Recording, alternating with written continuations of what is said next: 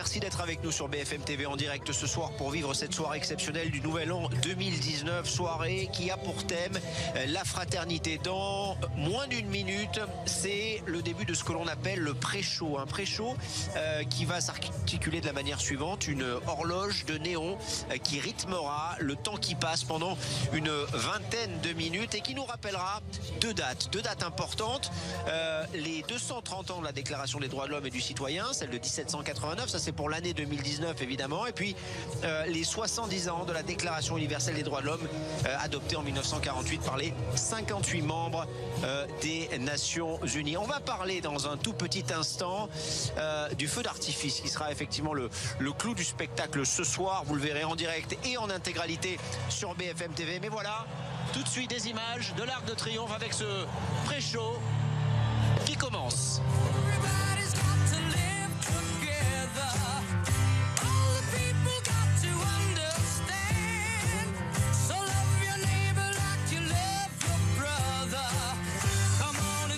Qui acclame le début de ce pré-spectacle.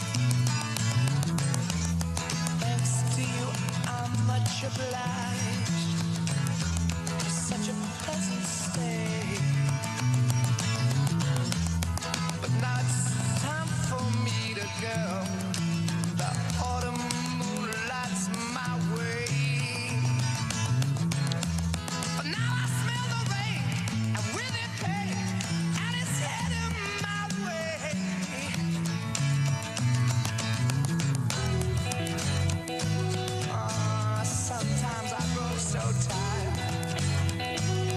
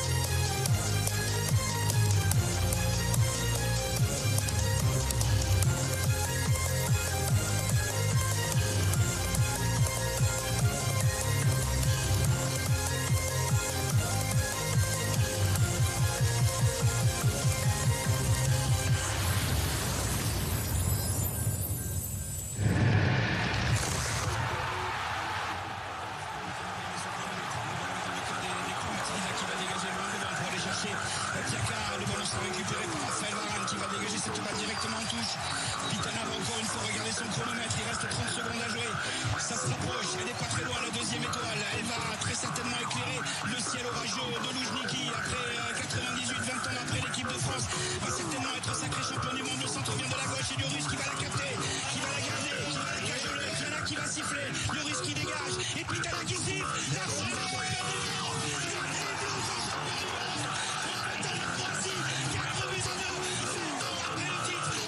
Avec une finale à la clé remportée par l'équipe de France.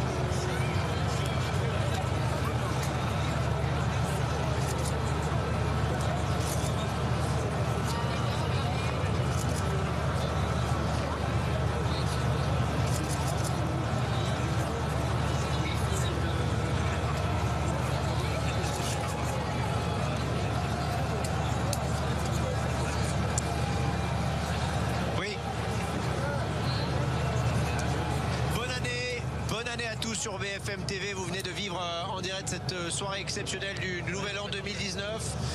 Soirée qui avait pour thème la fraternité. Nous sommes en 2019 et ce passage de 2018 à 2019, vous l'avez vécu en direct avec nous, avec ce beau spectacle qui a débuté à 23h40 et puis ce feu d'artifice exceptionnel tiré de l'Arc de Triomphe. Jean-Éric Gougier, vous êtes artificier.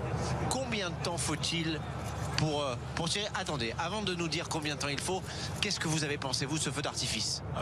Je l'ai trouvé extrêmement élégant et beaucoup plus fourni que l'année dernière. J'avais trouvé que l'année dernière, la proportion entre le vidéomapping et le feu d'artifice était un peu disproportionnée. Bon, l'année dernière, il y avait des problèmes de vent terribles qui mettaient en danger les maisons de proximité. Et cette année, fort heureusement, ce n'était pas le cas. Donc là, j'ai trouvé que c'était extrêmement puissant, plus en rapport avec ce qu'on peut attendre de Paris, la ville lumière, la ville dans laquelle il y a toujours eu des fastes sur ces Champs-Élysées. Et là, je crois que ce soir, on renoue avec une véritable tradition. Moi, j'aimerais que ça dure plus longtemps.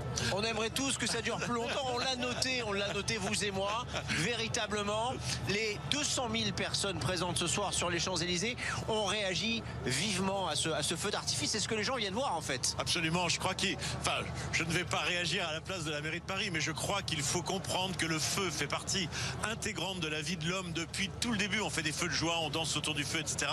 Et que c'est inclus dans notre mémoire. C'est culturel, et quand le feu explose, ça provoque une immense joie, quelque chose de formidable. On l'entend, on les a entendus crier dès que la première bombe est partie. C'est un seul coup. Voilà, on attendait tous ça, je crois. Hein. Et là, ça continue. D'ailleurs, ça met les gens en joie. Je crois que c'est véritablement le symbole de la joie. Le feu accompagne la vie de l'homme depuis l'aube de l'humanité. Ça accompagne dans la tristesse, dans l'émotion, mais dans la joie. On a toujours choisi le feu pour célébrer la joie. Et quand on passe d'une année à l'autre, c'est ça, c'est ce qu'il faut célébrer. Et ce soir, c'est la joie que nous célébrions tous ici, que nous avons célébré collectivement. On va revenir vers vous dans un instant parce que vous avez organisé il y a 5 ans le feu d'artifice du premier spectacle sur cet Arc de Triomphe et sur ces Champs-Élysées. Lisa Adef et Igor Saeri sont au sein de cette foule immense que vous voyez sur votre image. Et Igor Saeri, on va peut-être commencer avec vous. Comment ce spectacle a-t-il été vécu par les gens qui vous entourent? Merveilleusement bien, Thomas. Très honnêtement, tous les gens qui m'entouraient ont adoré. C'était sublime, il faut le reconnaître. Soyons un peu subjectifs ce soir. C'est un très beau spectacle, son et lumière, très beau feu d'artifice. Et je vais vous le prouver avec Claudia. Claudia vient du Portugal, elle travaille à Paris. Elle est venue avec son petit copain et son cousin. Ils viennent du Portugal. Claudia, comment avez-vous trouvé ce spectacle? Ça a été magnifique.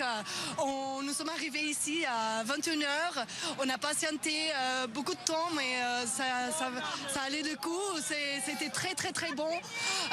Un spectacle de 20 minutes de son et de lumière. Après, le feu d'artifice, pas beaucoup de temps, mais bien. Ça a été déjà... C'était très court, 3 minutes, voilà, mais très beau. Très court, mais très, très, très bon. Et l'ambiance ici, c'est magnifique, c'est très, très, très bon. On sent la chaleur et ça, c'est le meilleur. Et merci. Bonne année. Bonne année, Claudia. Bonne année. Merci en tout cas d'être intervenu sur BFM TV. On va aller voir Léo. Thomas, Léo, il vient du Brésil. Léo, venez me voir. Comment avez-vous trouvé ce spectacle, vous, le Brésilien? C'est merveilleux, c'est merveilleux. J'aime la France, j'aime le spectacle parce que c'est très beau et je suis très heureux pour vivre ici parce que c'est merveilleux. Comment l'ont-ils trouvé vos amis avec qui vous êtes là? Il est de Pays-Bas, comment avec moi, mon ami de Pays-Bas, on entend l'école ensemble. Et c'est mon ami de Colombie, il vient de Colombie ici. Et vous avez adoré, vous êtes content d'être venu ce soir sur les Champs-Élysées? C'est magnifique. Et vous voyez, Thomas, une constellation de nationalités ici sur les Champs-Élysées, et tous ou presque ont adoré à voir le nombre de téléphones portables qui a filmé l'ensemble de ce spectacle. C'est une réussite. La fraternité, écoutez, a été vérifiée ici ce soir.